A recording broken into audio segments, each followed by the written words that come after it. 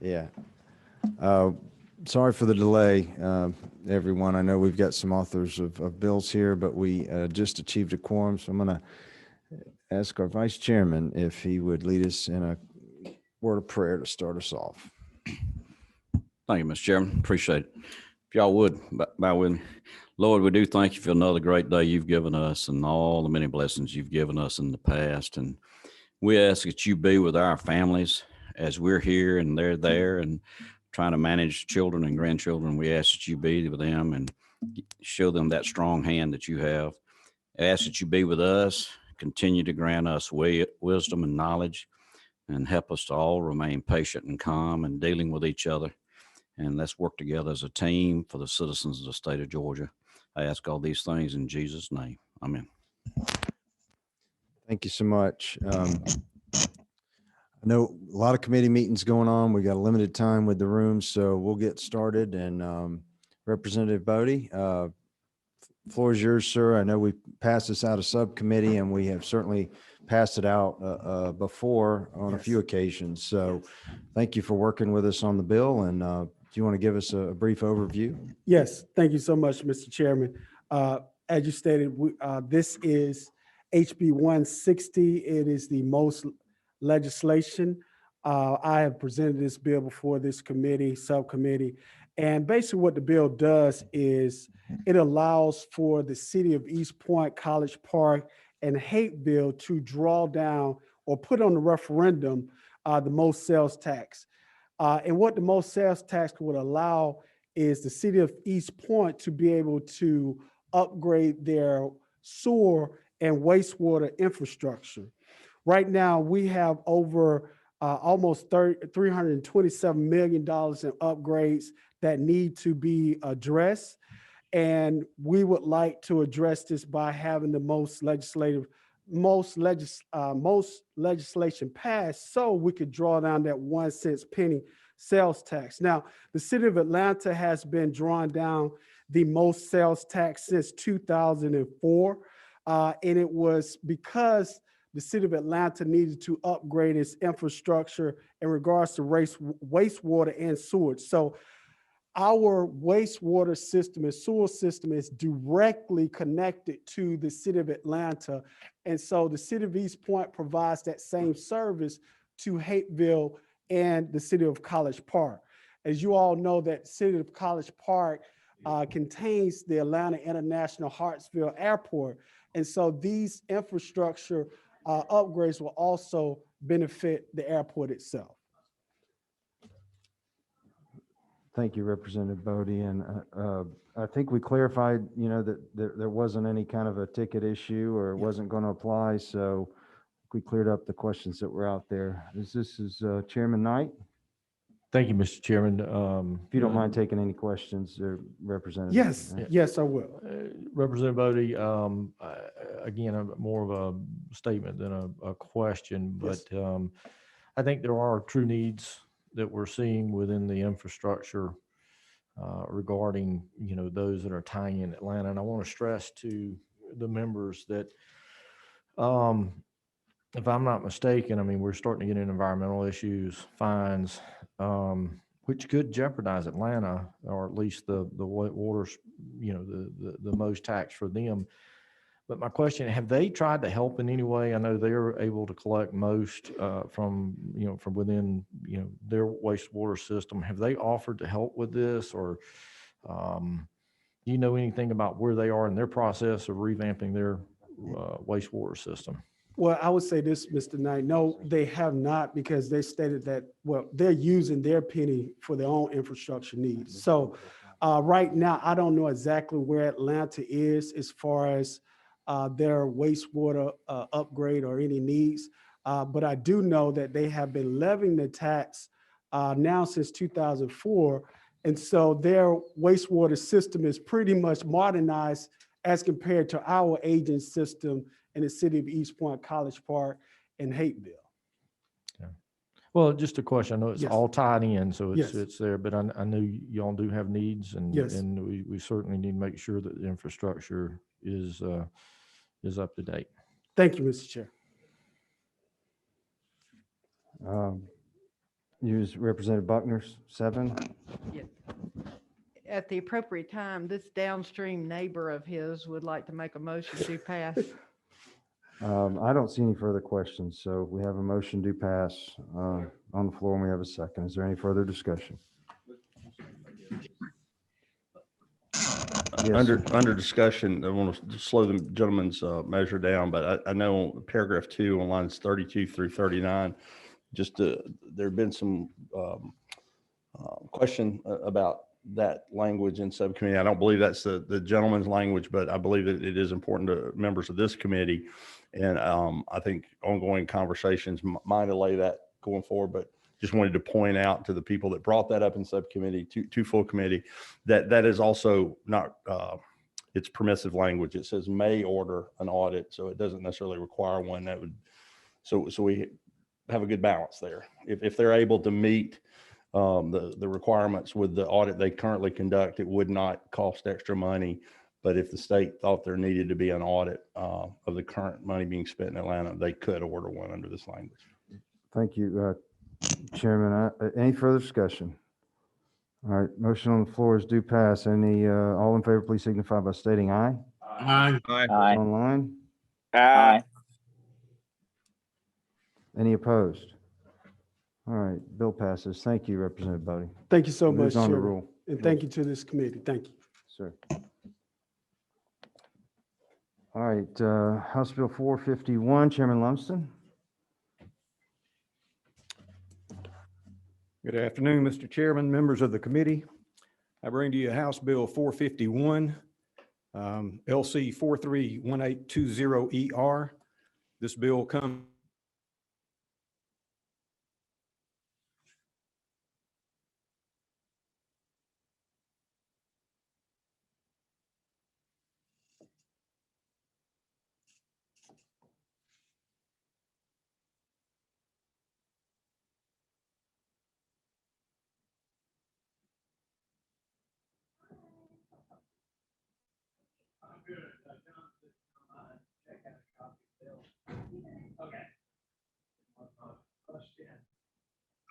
Hey, I'm on a Zoom, but it's muted. Okay. Ditto. Thank God for getting me out of that damn hearing. Well, chairman's calling me. Gotta go. So yeah, I owe you one for that.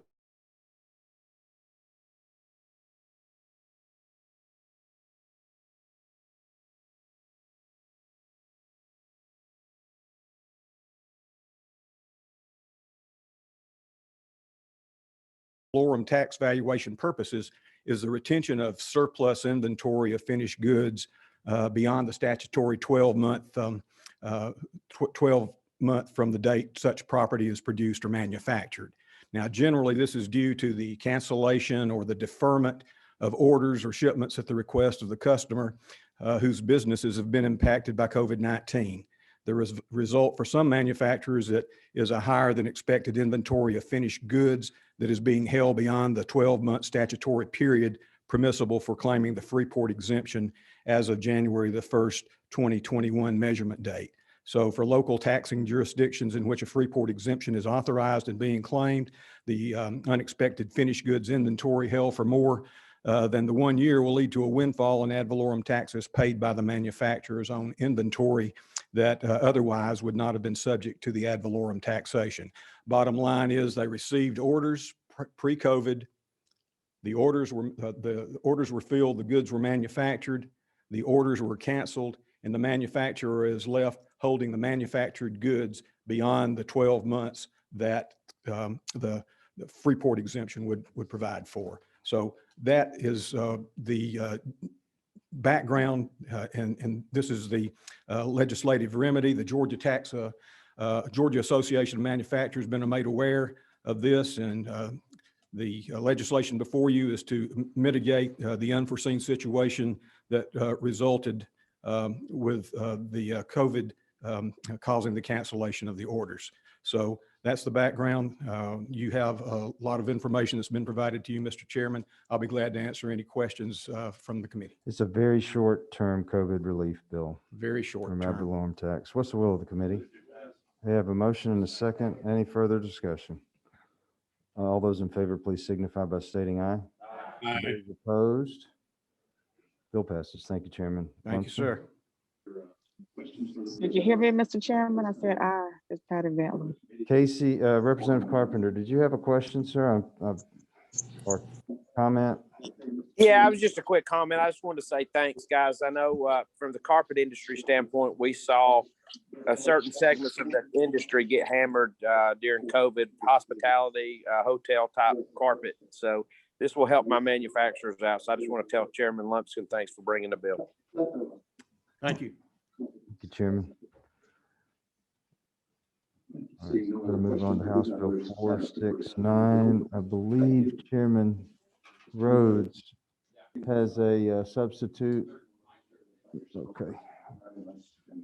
Floor. I floor is voted aye, yours, yes, Mr. Chairman. Chairman. Thank you, Mr. Chairman. This is Chairman Ron Stevens' bill, and I'm pinch hitting for him. This is the substitute to 469 LC 441705S. And simple measure, all we're doing here is change. This is our historical tax credit, and we are just extending the date for the sunset 1 year, Mr. Chairman. I don't see any questions. What's the will of the committee? Oh, excuse me. We do have a question online. Chairman Carson. Chairman Blackman, thank you for this. I just want to be on record recusing myself from this vote. I so want to say the gentleman has that right. Can I say that now? No, I'm just teasing. Surely you can. Thank you, Chairman. All right, you're duly noted. What's the will of the committee? Motion and second. Any further discussion? All in favor, please signify by stating aye. Aye. Those opposed, like sign. All right, bill passes. Thank you, Chairman Rhodes. We have House Bill 498, Chairman Watson. All right. Thank you. Committee, this is HB 498 LC 431917. And basically what we're doing here is modifying the definition of what a farm family entity is. Kind of the background on this and where it came about is we had a particular county that has decided to tax a family farm because they are not related. And so there's, these entities are starting to appear more and more as farming becomes more and more capital intensive.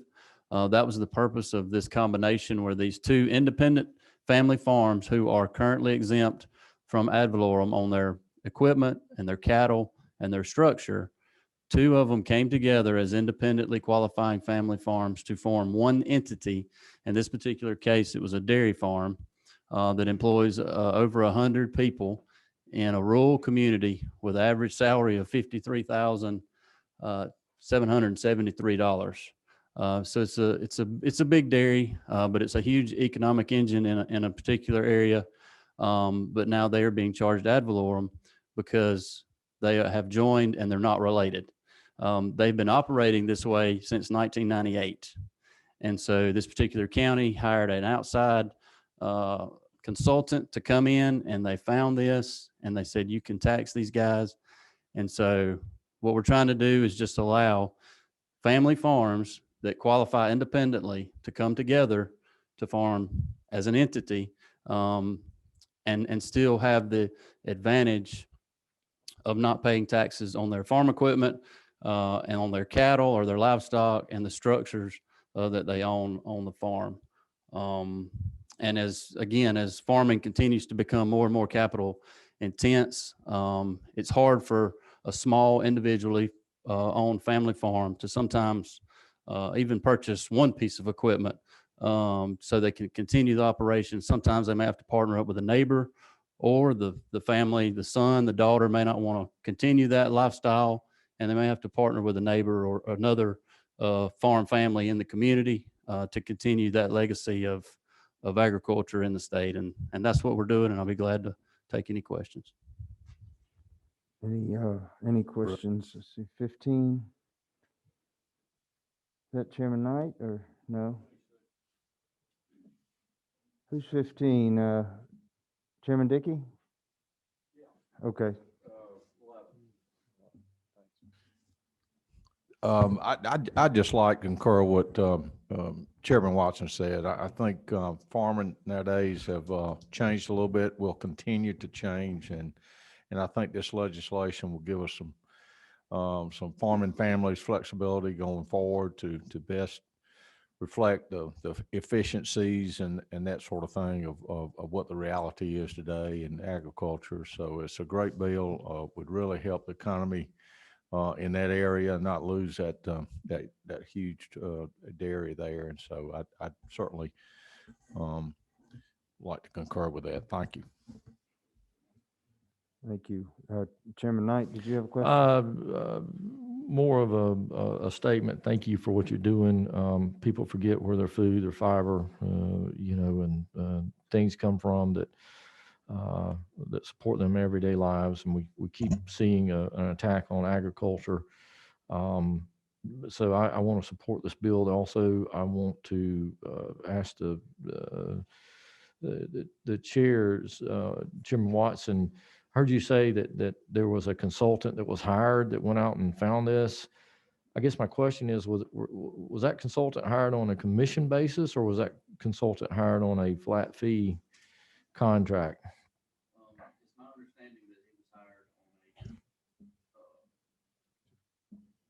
It's my understanding that he was hired on a commission-based return on what he was able to acquire. Mr. Chairman, one follow-up. Just so in essence, they're out, looking for the highest dollar.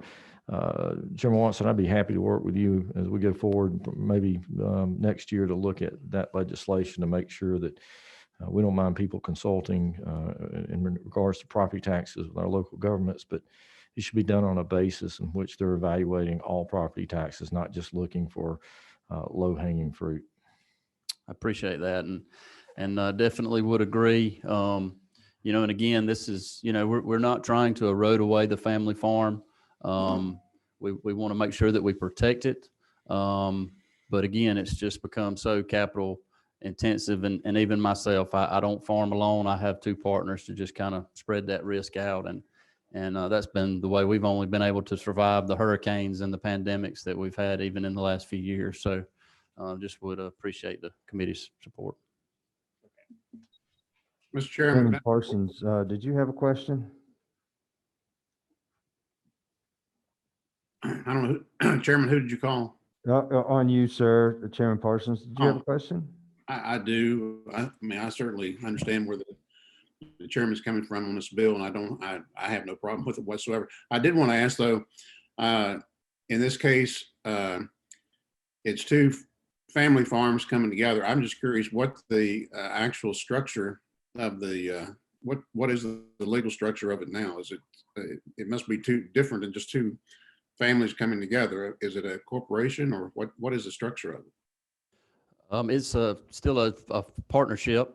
It's an older gentleman and a younger gentleman, and they obviously started out very slow. The older farmer obviously lended some of the capital when it came to cows. They leased, the younger farmer leased the cows from the older farmer, and they just kind of slowly stepped into it. It was a very gradual, slow process. Make sure that they liked each other and that things worked out. And then as that progressed, it became more and more and more until they just became a partnership to operate. All right, I appreciate it. Not much different than a family farm then, really. That's correct. And independently, they could still separate and still be family farms and still have the standard basic exemption that we currently allow. But again, just because of the capital intensiveness of especially dairy farming, they decided to do this. Thank you. Is that Chairman Martin?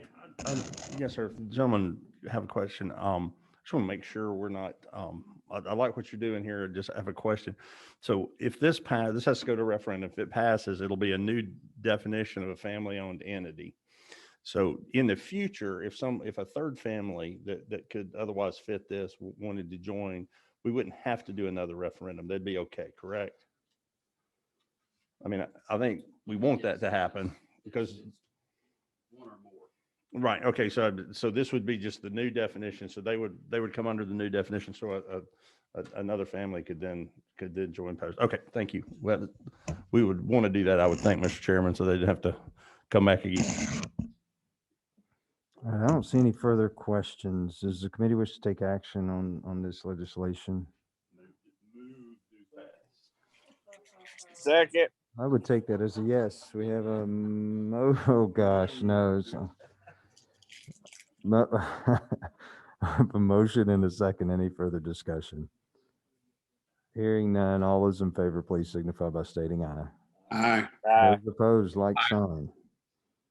I don't hear any no's. Okay, thank you, Chairman Watson. Yes, sir.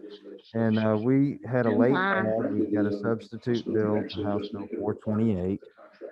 There was some confusion about some obsolescence regarding this particular exemption. And I think we have got a substitute that would clear that up. Chairman Martin, do you want to speak to the bill? Thank you, Mr. Chairman. Yes, there was some confusion about this as it originally passed subcommittee. It was going to strike this exemption. We've been advised that it is actually being used more than the chair thought. And so what you'll find in the bill in lines 10 through 15, it is the American Industrial Classification Code System being updated. We think we've covered everything there and just made those 2021 compliant. And then the exemption stays in its current form with lines 46 through 54, adding for a reporting requirement so that we can work with those that are taking use of this to determine their value, the value to them and the value to the overall state of Georgia as we move forward. Is that not what we were trying to do, Mr. Chairman? Yes, sir. And I know Ms. One Acre is on via Zoom, and I think we're having trouble getting some actual numbers regarding this. So the reporting should actually help. Is that correct, Ms. One Acre? Mr. Chairman, that is correct. Okay. We don't currently have a means for which to track the amount exempted as it relates to this exemption. All right. Well, thank you. I know it's been in place for, I guess, roughly 20 years. And again, there was some thought there was some obsolescence there, found out otherwise, and I think it's being utilized. And so we want to get some information and, be good stewards there. Is that fair to say, Mr. Chairman? Yeah, just in closing, those that are, have an interest in this, I would hope they would reach out to us and be part of the discussion. And we look forward to their discussion and their information and reporting this next year. This goes forward. But to be clear, as originally it was drafted, that it terminated the exemption. It does no longer do that. Just wanted to spread that across the committee minutes. Correct, Mr. Chairman? Yes, sir. Thank you. Whit Kelly has a question. Not a question, Mr. Chairman, but I just want to tell Chairman Martin, I appreciate the measured approach he's taking here today. I think it is important that we study this issue, that we gather some facts on this, but that I hope we can even continue this process in the next 3 days that we have available before crossover, and possibly look at other options that we can do to make sure we're getting the correct monitoring and principles that we have in place in terms of tax credits for this committee. There's some other things I think we should look at as well, but I understand the need for caution and a conservative approach today. But as we move towards crossover, I hope that we can continue a conversation about what else we may be doing with this credit. Thank you very much. Vice Chairman Smith. You ready? Thank you, Mr. Chairman. So I've got a business in my area down in Harris, Muskogee County, employs a lot of people, and they had some questions about it. And having seen this, I'm going to send this to them, these changes, and see. But it was going to cost them a lot of money the way it was before, and I don't know what the effect's going to have now. But I just sent it to them just now. if you don't mind. Yeah. Mr. Chairman, answer the gentleman's question. I think I won't, sound who that may be, but I think I may have heard from them as well. Just to be clear, this will not change the way this credit or this exemption, sales tax exemption operates from them. But I would encourage them to interact with us to help us refine, as the whip asked, about the value of this to them and as it relates to the overall value of the Georgia economy and the citizens.